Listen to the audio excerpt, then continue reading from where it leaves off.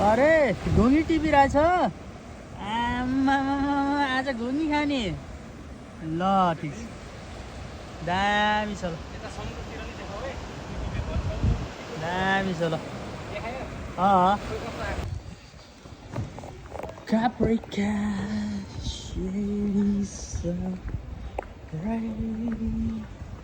8-10 वटा पुगेर आयो।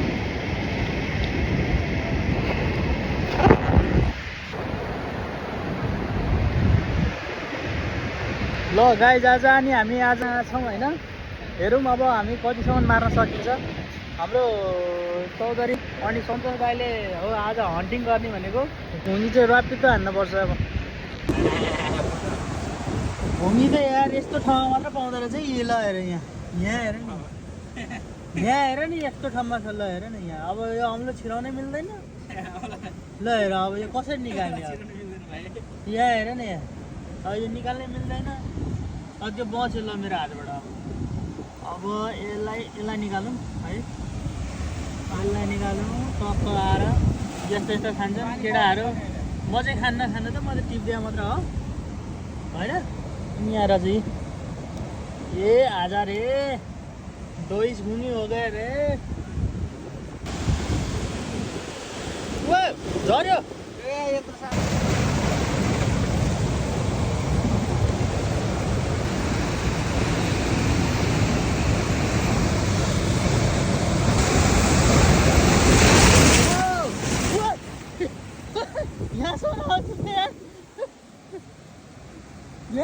यार पानी कता कता हुन्छ अरे यस्तो साइड कता यस्तो साइड पानी हुन्छ नि त। कहाँ यस्तो साइडहरुमा के पानी तल तल हुन्छ।